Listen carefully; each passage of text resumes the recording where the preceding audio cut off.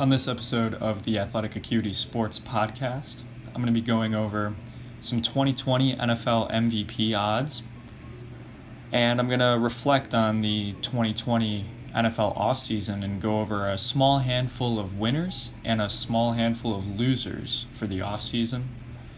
I'm going to take into account free agency, of course the draft, any trades that happened, and any coaching changes. But before that, I'm going to touch on Patrick Mahomes and the recent news. Mahomes just signed a 10-year, $503 million contract with the Chiefs. $477 million is in guarantee mechanisms, and some of the details are still being floated out. So a lot of people are, jumping on either side of, is he worth it? To me, the answer is very simple, and the answer is yes. I think Patrick Mahomes is the most uniquely gifted player at the most important position in the NFL. I compare him a lot to Steph Curry. I think Patrick Mahomes is the Steph Curry of the NFL. He does things that are very analytically relevant. Throwing the ball downfield is the most efficient way to score points, and the most efficient way of winning is scoring points. Obviously, Mahomes is in this perfect system with Andy Reid scripting plays. Tyreek Hill is this excellent deep threat. Kelsey is a very good underneath tight end. And the Chiefs have this perfect situation. I wouldn't be surprised if the Chiefs turned into, a team with similar amounts of success as the Warriors had. And, a lot of people might think, well, an NFL roster is quite a bit different than an NBA roster. And that's true. There's a lot more emphasis on depth. Depth matters more. But I want to remind everybody that the Chiefs just won the Super Bowl this year, giving up a ton of sloppy points at the beginning of the Texans game. They were down in the Super Bowl. They gave up some early points to the Titans in the championship game. Brashad Breeland was one of their starting corners. That's, a guy who is very easily replaced. Certainly a below average player. I would actually say barely a step up from a practice squad player in some instances. The Chiefs have gone cheap in a lot of places on their roster, and they haven't always made the best roster moves when it comes to building a sound roster, but it doesn't matter because they've got Patrick Mahomes, who really is on his way to becoming one of the greats in history, and I think that he's worth every penny of this. Another thing to keep in mind is that even though the salary cap might not go up in the very near future, his contract doesn't kick in till 2 years from now.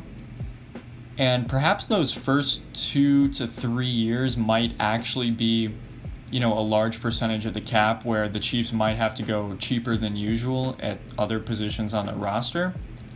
But over time, because it's such a lengthy contract, it's going to, there's going to be more alleviation of cap percentage that this contract is taking up as time increases, as time goes on. So all in all, I think that this was a really good move by Kansas City, and I think the length of the contract makes a lot of sense, and good for Patrick Mahomes. He earned it.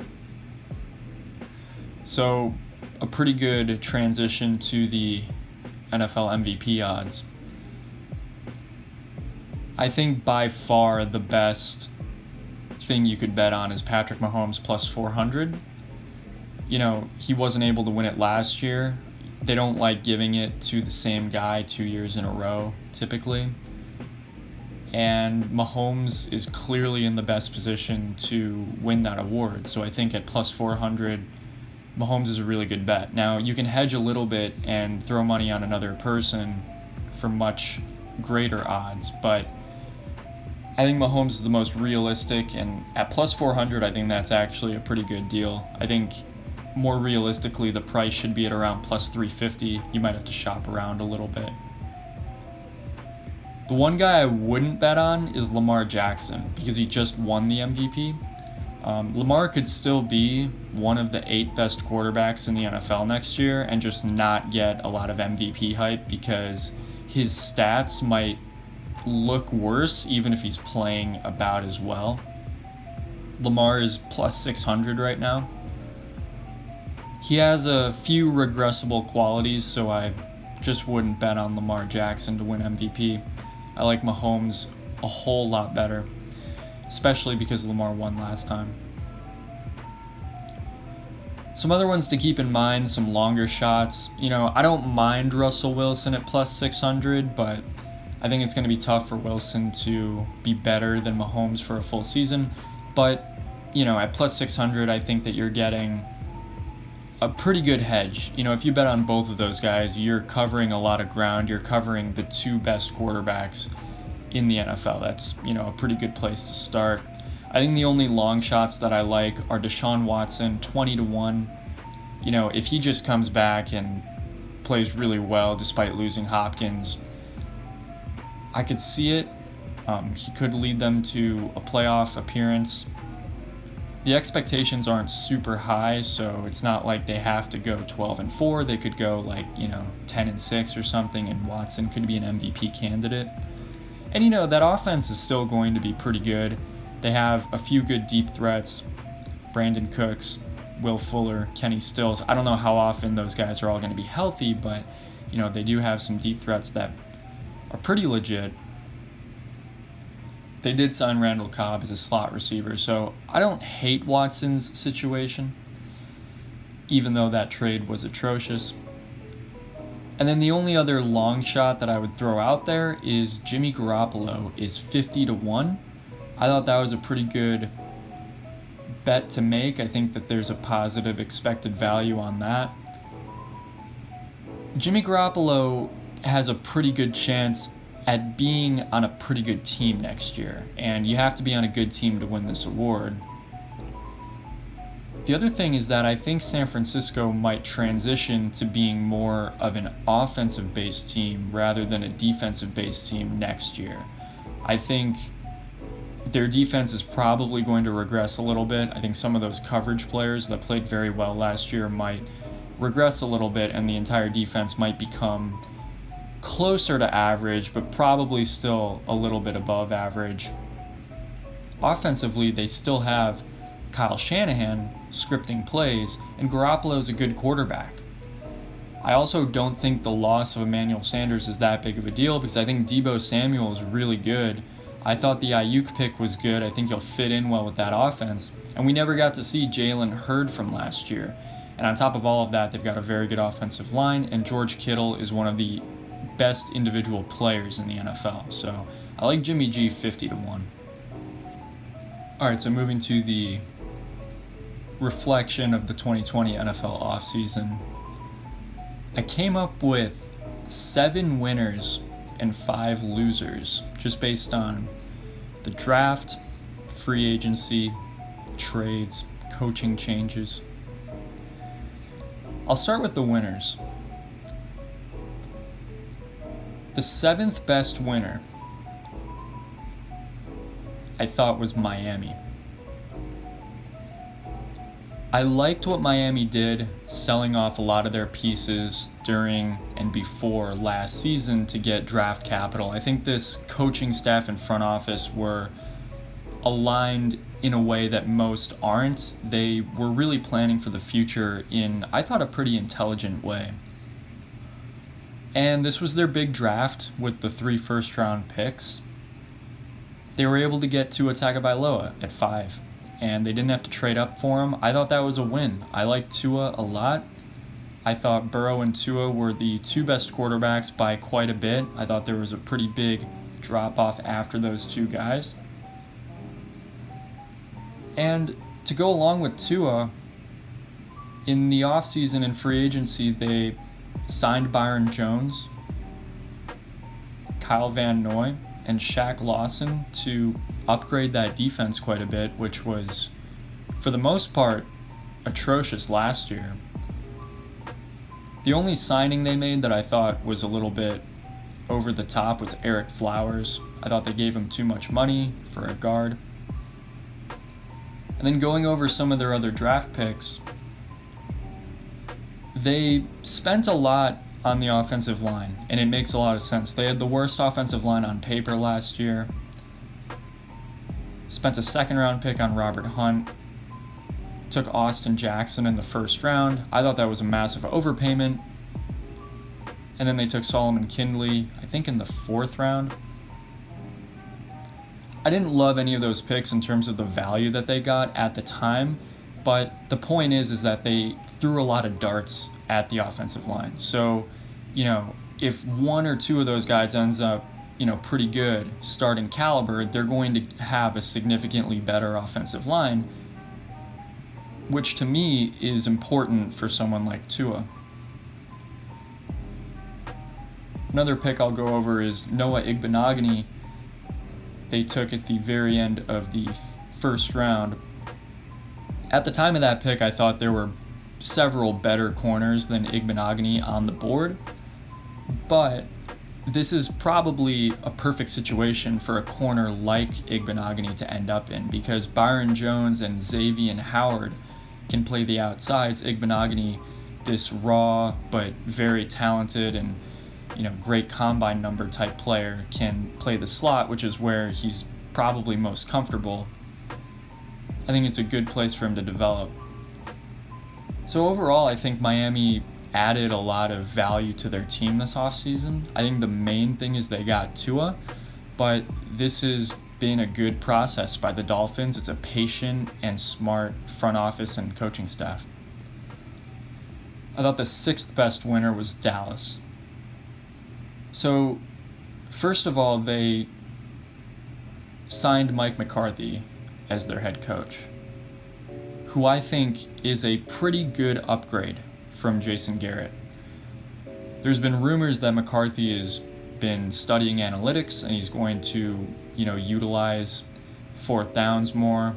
Maybe we'll see some 2-point conversions. And based on their first draft, on his first draft with Dallas, I could believe it. I think he's going to be good for them. The only reason why Dallas wasn't higher is because of the Dak Prescott question mark. There was no long-term deal made, but I don't actually blame the Cowboys. They offered apparently a 5-year deal with an average annual salary of $35 million per year. They did their part in trying to get the deal done. Dak didn't want to sign it for whatever reason. I'm not sure why. I guess we'll see what happens. They have, kicked the can down the road a little bit here, but it sounds like at this point Dallas made a pretty valiant effort at getting this deal done, and it just didn't get done from Dak's side. So if that's true, then I can't blame the Cowboys too much, but we'll see how this ends up playing out. Obviously, the Cowboys in the past have made some mistakes. They've paid a running back quite a bit of money, and then Jalen Smith's contract is, problematic. They've had an expensive offensive line. So they had to lose some players like Byron Jones and Robert Quinn. Travis Frederick retired. They did get Cooper back on a 5-year, $100 million contract. I don't think that contract is too bad, $20 million a year, but over time I think that'll look better. And despite losing Byron Jones, they made a bunch of small signings this offseason. I actually liked the Anthony Brown and Darryl Worley additions. They brought in Andy Dalton as a backup quarterback for only $3 million. I think that's just a good value. They signed Gerald McCoy. They signed HaHa Clinton Dix, Dontari Poe, Aldon Smith with a comeback. I think those are a lot of good, relatively cheap pieces that are going to help this team. And then just going to their draft. The CeeDee Lamb pick in the first round was a really good pick. That's a really good player to get 17th overall at a very valuable position. And then they got Trayvon Diggs in the second round, a corner who I think probably was deserving of at least being a fringe first round guy. So 2 valuable positions in each of the first 2 rounds. And for the Travis Frederick loss, they did draft Tyler Biadasz in the 4th round, a guy who maybe could have gone around higher. So overall, I think the Cowboys did a lot of smart things this offseason, and it really made up for what has been a couple of kind of mediocre off seasons leading up to this one. All right, the 5th biggest winner, I've got Tampa Bay. So I think the Tom Brady addition is an upgrade from Jameis, even though I do like Jameis a lot. Brady's going to be 43 going into this year. His age is really the only hesitation I had from putting Tampa Bay as a higher winner. We'll see what Brady ends up becoming in Tampa Bay. We are in uncharted waters with Brady's age and his performance. But, if he's about what he was last year, I think he'll be a good match with Arians. They're going to have to, compromise their system a little bit in Tampa Bay. Brady won't be throwing the ball downfield as often as Jameis did, but, maybe that limiting of turnovers will help them out. I also think the Buccaneers had a really good draft. Tristan Wirfs in the 1st round, I ended up with Wirfs as my number 1 offensive tackle in the class. And 3 different offensive tackles went in front of him in the 2020 draft. I thought that was a good move by Tampa Bay to get a guy like that. In the 2nd round, they took Antoine Winfield Jr., the free safety out of Minnesota. I'm pretty high on Winfield Jr. I think he's going to be a good player, and he really solidifies one of the most underrated secondaries in the NFL. The Buccaneers are going to have Jamel Dean and Carlton Davis as the 2 outside corners, Sean Murphy-Bunting is the slot corner, and Antoine Winfield Jr. is a nice piece to add at safety. I think this is coming together as a pretty darn good defense, and as a lot of people know, Arians knows how to put together good secondaries. Back in Arizona, he assembled the Patrick Peterson, Antonio Cromartie, Tyrann Mathieu secondary on those very good Cardinals teams. I think this is coming together as a very good team in Tampa Bay. In the 5th round, they took Tyler Johnson, wide receiver out of Minnesota. I thought that was a really good value. I thought Tyler Johnson could have gone late 2nd round, early 3rd round. So altogether, I think Tampa Bay got better, and I think that they're one of the most fascinating teams going into this season. All right, the 4th biggest winner I have is the Philadelphia Eagles. In terms of just the players they took, they had one of my favorite drafts. So in the 1st round, they go with Jalen Reagor. I thought it was a good pick. I think getting a speed receiver like that makes sense. We all saw the Eagles' offense decline quite a bit. Even before everyone else got hurt, their offense took a big step back just when Deshaun Jackson got hurt. They were way better when Jackson was in. I think Wentz is going to be a lot better off if he has a reliable deep threat. I think the whole offense is just a lot more fluid. The underneath receivers like Alshon Jeffrey can get separation more easily if there's a deep threat.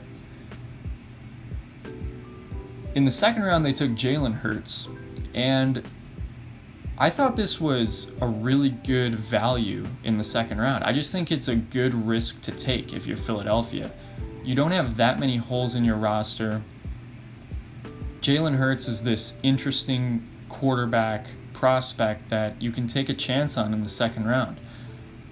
Watching Jalen Hurts going into this draft, I think his processing is slow. I do not think he's ready to play in the NFL right away, but if he's able to get better and sit behind someone and just watch and learn in a good system, I think there is a path for Hurts to turn into a pretty good quarterback. I thought Jalen Hurts was every bit as good of a prospect as some of the guys that went way ahead of him, like Jordan Love and Justin Herbert. Again, I thought in this class, Burrow and Tua were clearly the top 2 guys, worthy of top 5 overall picks, and then there was a huge drop-off, and to me, the next best guy was really debatable, and for me, probably a second-round pick. So, I like the value of Hurts going in the second round. In the third round, they took Davion Taylor, an outside linebacker from Colorado. I like his coverage skills a lot. I actually had a second-round grade on Davion Taylor personally, so I think that's a really nice pick, and it helps their defense out. In the fourth round, a similar guy, Kayvon Wallace, safety slot corner hybrid out of Clemson. I thought he was worth a second-round pick, and they got him in the fourth round. In the fifth round, they made two selections. Jack Driscoll, offensive tackle out of Auburn. I had a second-round grade on him too, so I think Driscoll is another guy who could probably be a mediocre-ish tackle in the NFL right now. And there's a chance that he ends up playing guard, but I thought he was really solid, and I thought that he was going to go a couple rounds higher than he did. And then later in the fifth round, John Hightower, wide receiver out of Boise State. It's good to keep throwing darts at the receiver position. In the sixth round, they continue that with Quez Watkins, another deep speed receiver. And during the draft, they acquired Marquise Goodwin, another speed receiver. So the Eagles have gone all in on speed. They've got some good versatile pieces on their defense now. And perhaps their biggest addition of the offseason, Darius Slay, who I thought they didn't overpay for, giving up a third-round pick. And they gave him a big contract, but this has been a position of need for a long time for the Eagles. Last year and really the past 2 years, they've really been exposed. Darby just hasn't been good enough. Jalen Mills has not been good enough. Darius Slay is a true number one corner that they can bring in to cover other teams' top receivers. And on top of that, how about Nickel Roby-Coleman as an above-average slot corner that they brought in? Their only notable loss was Malcolm Jenkins. I think Jenkins was a good player for a while, but I think his services are replaceable with some of the other pieces that they brought in. I think the Eagles have a really good roster. To me, there's actually a fair amount of pressure on Carson Wentz going into this year to see if this team can make a deep playoff run with Carson Wentz as the quarterback instead of Nick Foles. The third biggest winner I've got are the Cleveland Browns. So last season was a big disappointment for the Browns, going 6-10. Last season, I thought by far the two biggest problems on this team was the coaching and the offensive tackle play. And they addressed both of those things in a big way. So, in the career of Baker Mayfield so far, he's had to deal with Hugh Jackson and Freddie Kitchens. I honestly think there's a non-zero probability that Browns ownership was like, Hugh Jackson is so bad, going like whatever it was, 1-31 or something. I bet we could get a fan to win more games than him. And then Freddie Kitchens took over for the 2019 season and struggled with decision-making, play calling, play design. All of those things struggled. The offensive tackle play was poor, but those things should be resurrected this year. Kevin Stefanski, I actually have faith in as a pretty good head coach. He was a good play caller in Minnesota. He was a good play designer. I don't think it's a coincidence that we saw Kirk Cousins probably play the best football of his career last season with Stefanski. And their two new offensive tackles are Jack Conklin and their first-round pick, Jedrick Wills. So, look, they threw two pretty big darts at the offensive line at the tackle position, and I think that their offensive line should be a lot better.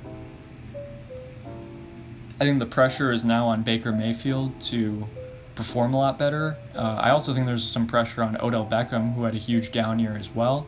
So if those two guys come through, I think this team's going to be really successful. They've done so many smart things in the previous off seasons that eventually this is going to hit, and they're just going to be a good team.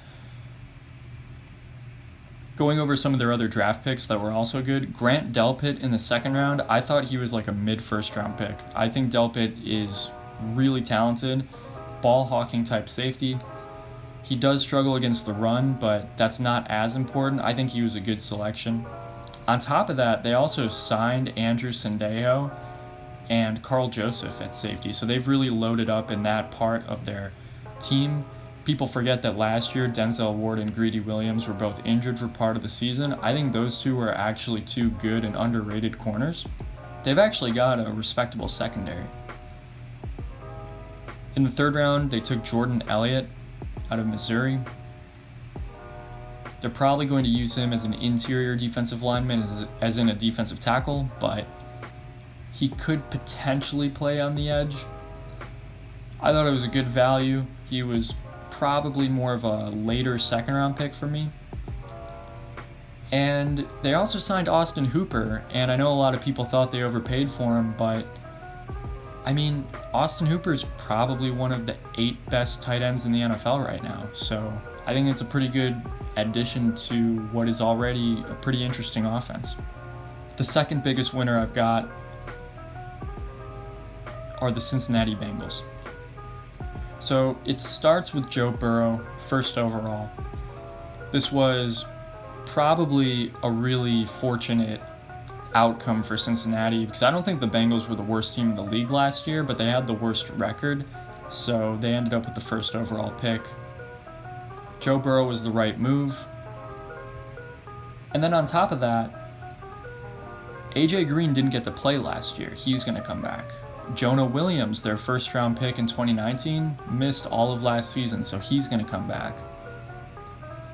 They get T. Higgins, first pick of the second round.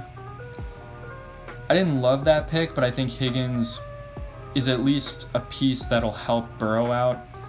This is a pretty good receiving group, actually. AJ Green, Tyler Boyd, T. Higgins, John Ross. I think that's a respectable receiving group, along with Joe Mixon, who's a pretty talented running back. This team defensively was awful last year, but I think they're going to be a lot better. They started out by signing 2 former Viking corners, Trey Waynes and Mackenzie Alexander, to go along with William Jackson. I think that's actually a respectable trio of corners. They signed Von Bell. They also signed defensive tackle DJ Reader. And they drafted 3 different linebackers, Logan Wilson, Akeem Davis-Gaither, and Marcus Bailey. I just think, even though I'm not in love with any single one of those players, the amount of resources they've invested in their defense this offseason probably means their defense is going to be a lot better. The only knock on the Bengals that I have is that they only spent 1 draft pick on their offensive line. It was a Hakeem Adeniji. And I guess if you count Jonah Williams as someone who didn't come back, who didn't play last year and he's coming back, they'll have 2 new offensive linemen. But this offensive line was arguably the worst in the NFL last year, and I don't think that they want to set up Burrow for failure, so that's the only critique. But overall, I think the Bengals are going to be probably a lot better than people think. I think this is going to be a team that competes. I think they've got potentially a decent quarterback here, and I think they're going to be pretty good right away. Okay, and the number 1 winner of the offseason goes to the Arizona Cardinals. The Cardinals, since they hired Cliff Kingsbury, I think have been one of the most savvy organizations in the NFL. Last year, they made the difficult but correct decision to move off of Josh Rosen after only 1 year and draft Kyler Murray first overall. It was the right decision. They traded Rosen for a second rounder as much as they could get. I loved the Kyler Murray selection. I liked a lot of other picks in their 2019 draft. I thought Byron Murphy, despite struggling in his rookie season, I thought that was a very good pick. And then this year, they pull off, I think, the most lopsided trade I've ever analyzed. They acquire DeAndre Hopkins. They give away David Johnson's contract. And they only give up a second-round pick to do it. the teams exchanged 4th-round picks. You know, I think this is more about Houston being just like not understanding how salary cap works and not understanding positional value and why draft capital is important. I'll get to Houston later. But this is just a great trade by Arizona. Very smart. I'm sure there's a lot of teams around the NFL just kind of thinking like, you know, what running back could we have given up to get Hopkins? Because, you know, that's quite a trade to pull off. I don't even think David Johnson's a bad running back. I still think he's probably fine. He was playing well before Kenyon Drake took his starting job, but, you know, it's a running back. It doesn't move the needle very much for your team. And then, you know, to have this huge contract of a running back and then to also get this top flight receiver is pretty ridiculous. So Arizona, 2 straight off seasons with really good, smart moves. And I think that Cliff Kingsbury and Steve Keim have been a really good pairing, and I think this Cardinals team's in good hands for a long time. Along with the Hopkins addition, the Cardinals drafted Isaiah Simmons in the 1st round, 8th overall. I think Simmons, you could argue, was one of the 4 best prospects in this class. So I thought that was a good value at 8. He's someone that can play safety, linebacker, a little bit of slot corner. He's a ridiculous player. A little bit Derwin James-like in that sense. Outstanding coverage skills for a linebacker. They're probably going to move him around a lot because the Cardinals don't have a lot of depth on their defense. But if he can, you know, make a big impact, he's someone that could really make that whole defense regress and get better.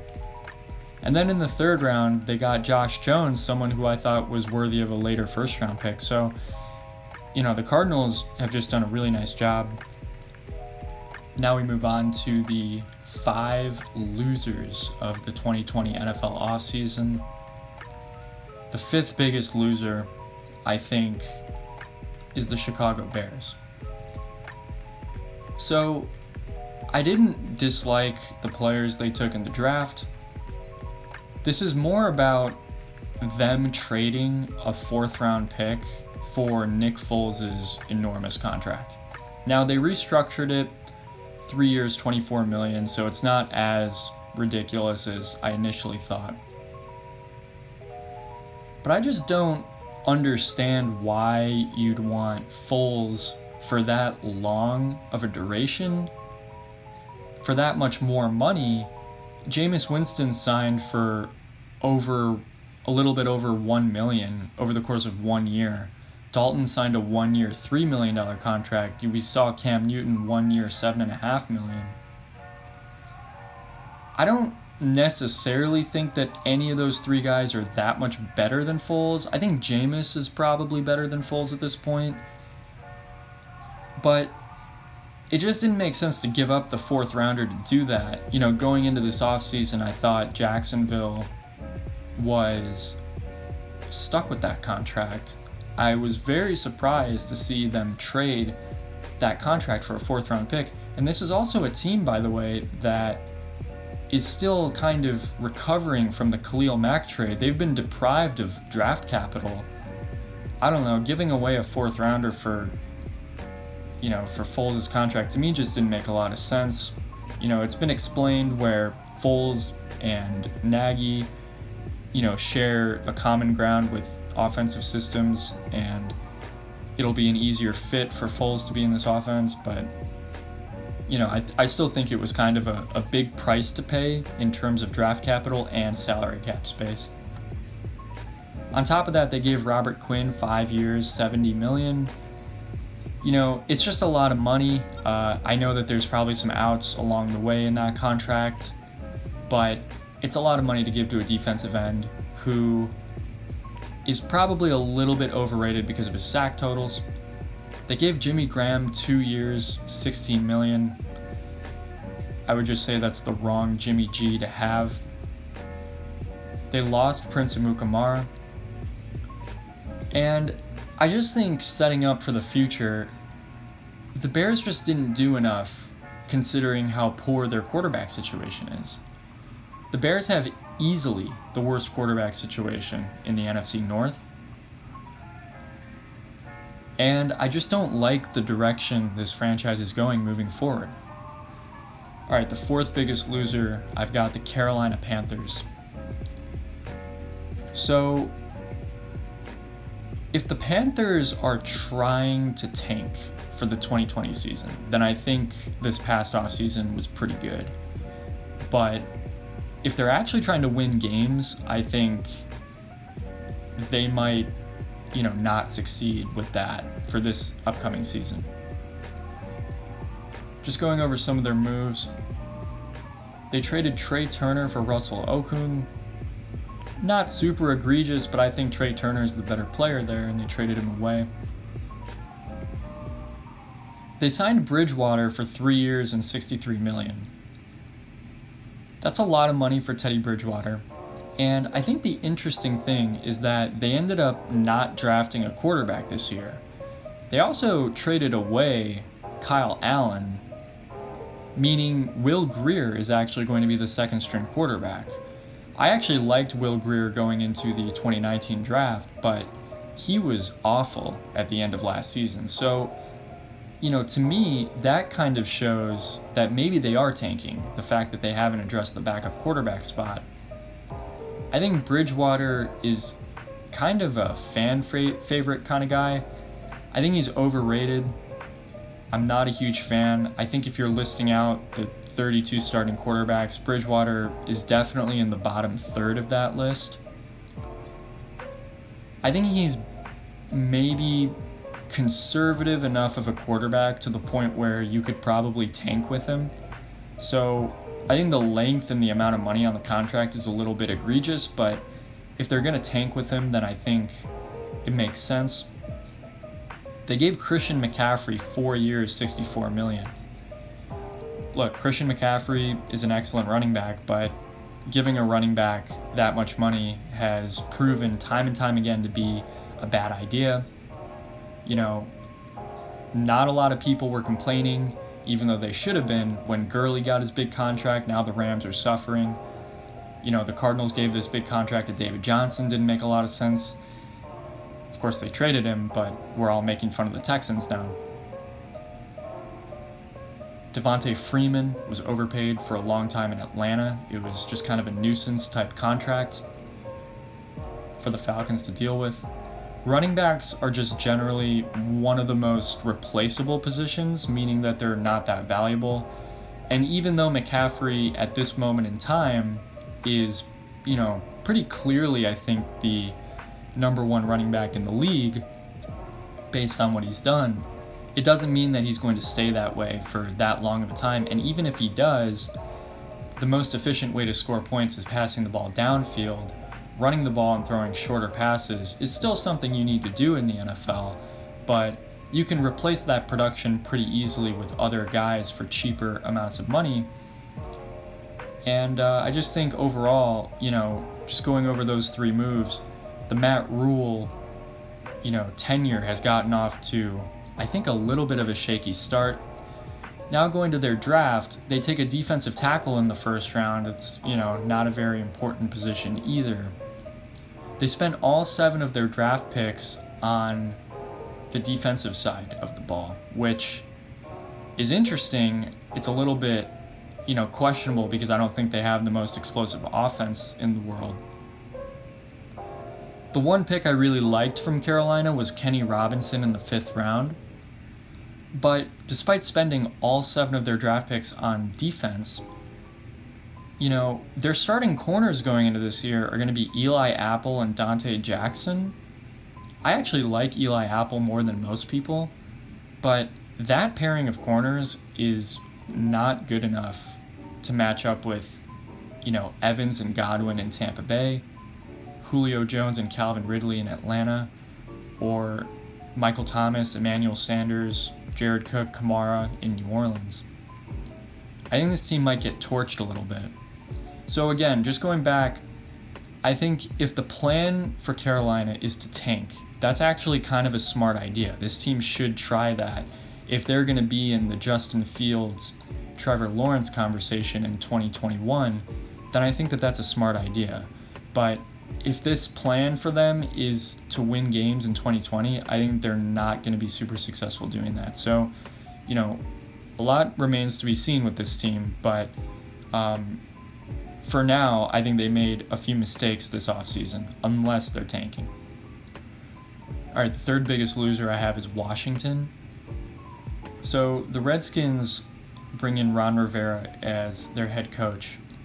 I think Rivera is a pretty good coach, maybe average-ish. He's done some good things. He's had some moments where his teams have been successful.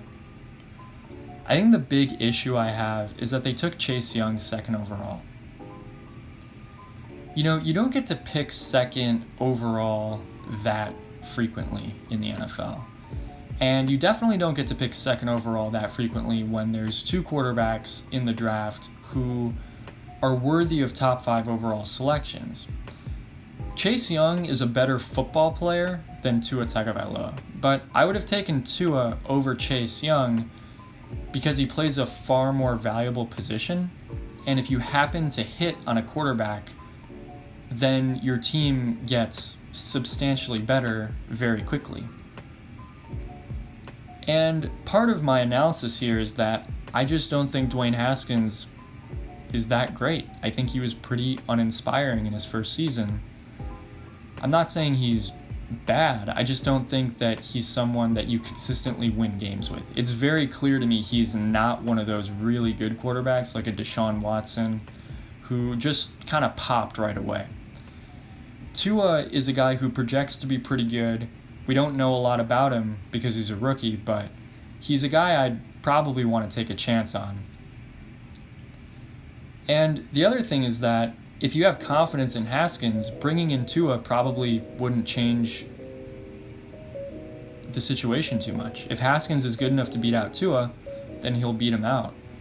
And even if you miss on a guy like Tua and Haskins turns out to be bad, then you get to probably pick high again in the next draft. I just think taking swings on really good quarterback prospects is something that makes sense.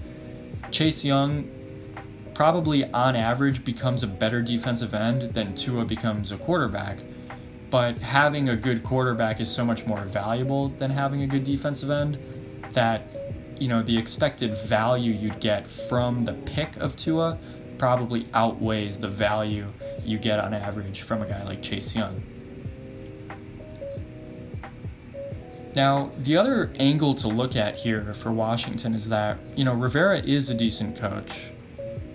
Chase Young's a very good defensive end. This roster is probably going to be a lot better than it was last year. If Haskins plays a little bit better, the Redskins might be stuck in purgatory, where they win 6 or 7 games, but that might be the worst place to be because you're not really competing for the playoffs, but you're not getting the highest pick possible for the next season. They might be a little bit directionless depending on how Haskins develops. And so I just don't really know what direction this franchise is heading. I think, as usual, the Redskins probably don't have a very good and well thought out long-term plan in place. And so I just think that they lost this offseason. They kind of punted with the second overall pick by taking, arguably the best player in the draft, but a player that, when you look at the opportunity cost, took away from what could have been a good quarterback prospect. And also, the Redskins could have traded down and accumulated more draft capital, which in the long run probably would have helped their roster develop more. All right, the second biggest loser I've got are the LA Chargers. So someone was going to do it where Justin Herbert was taken. My problem with the Chargers is almost entirely derived from their draft. They take Justin Herbert 6th overall. I'm going to be honest, just watching Herbert play, I had like a mid to late second round grade on him. I just don't think he's that great of a player. I think people are in love with him for the wrong reasons. His arm strength, the velocity with which he's able to throw the ball. Those things aren't completely useless, but they're not the most important things. Herbert is not as good at the more important things to me, which are accuracy and his ability to feel the pocket. He actually, to me, is an outlier with how poorly he manages pressure in the pocket. I think some player comps for Justin Herbert are Blaine Gabbert and Marcus Mariota. I think he's got, some athleticism, but I'm worried about him understanding the timing of NFL rushes when it comes to that. There's still a chance that Herbert will turn out to be a good player and that I'll be wrong, but I just didn't like the pick. I think 6th overall was pretty egregious. The Chargers also made, I thought, a really bad pick later in the first round. 23rd overall, they take Kenneth Murray.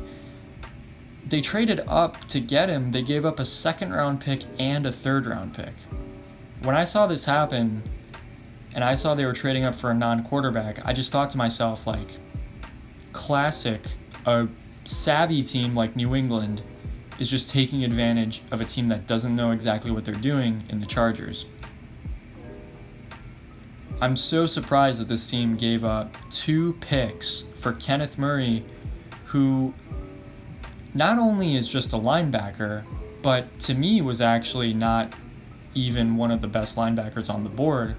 I actually had a 3rd round grade on Kenneth Murray. Now, it seems like the NFL was a lot higher on him than I was, so even if Kenneth Murray turns out to be a pretty good linebacker, 2 picks is probably not worth giving up for a linebacker like that. This whole thing really surprised me with the Chargers a little bit, just because, 2 years ago they made the really smart pick of Derwin James. I thought last year, even though their picks didn't really turn out to be that great, I thought they made some smart decisions with their first 2 picks, taking Jerry Tillery in the 1st round and Nasir Adderley in the 2nd round. I think it just goes to show you that a lot of teams,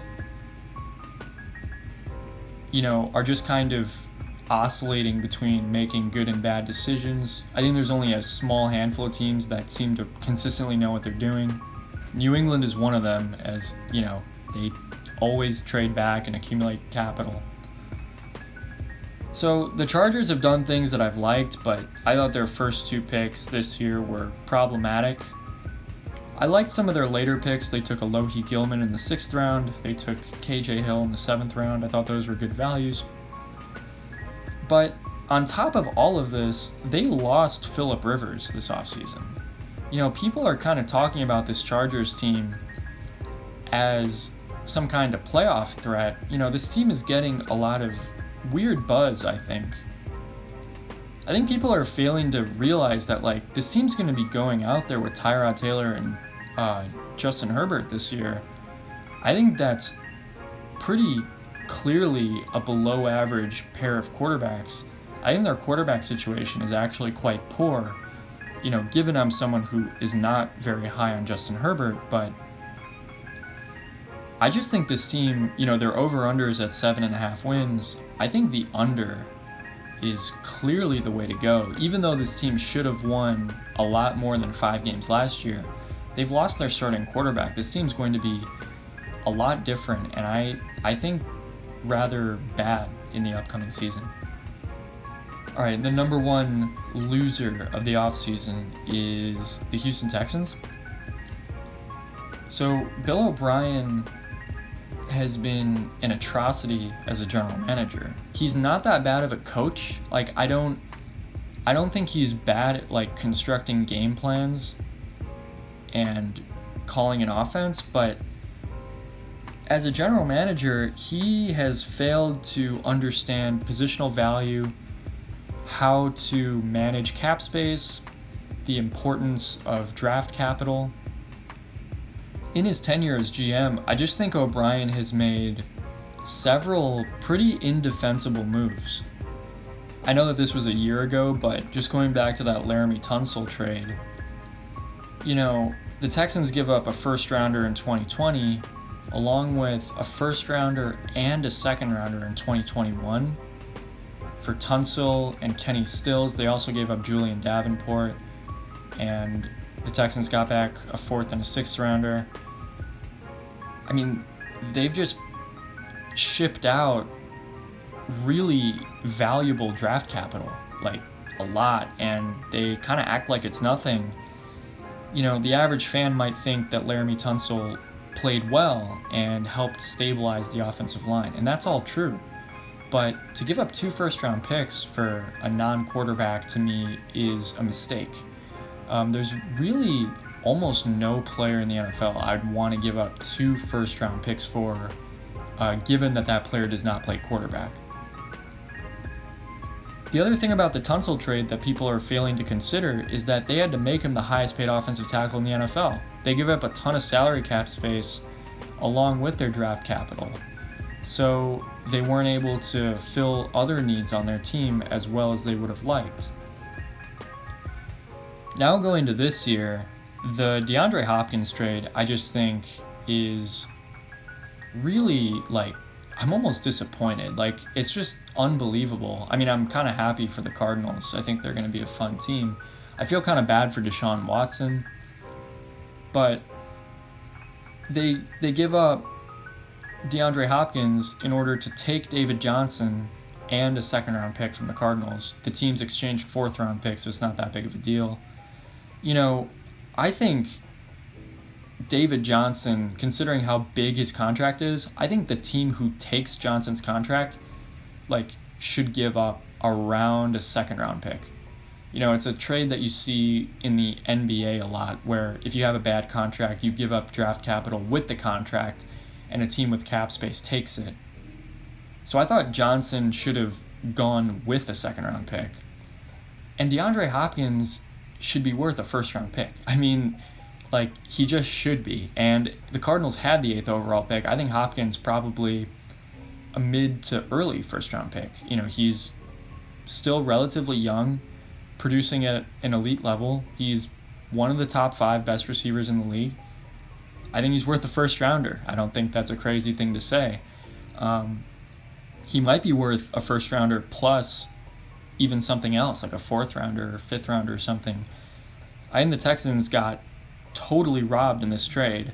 I think Bill O'Brien has really turned into something of a laughingstock. I mean, you got to think that some of the other guys making decisions around the league must be, wondering what else they can get from the Texans. It's like that one fantasy owner that just doesn't know what he's doing, and you just throw a bunch of trades at him and see if one of them actually hits. It's just really ridiculous. I do feel bad for Deshaun Watson, but Watson will probably take this as an invitation to just perform even better. So yeah, I think, Houston, the biggest loser of the 2020 NFL offseason. So that's it for this episode of the Athletic Acuity Sports Podcast. Thanks for listening.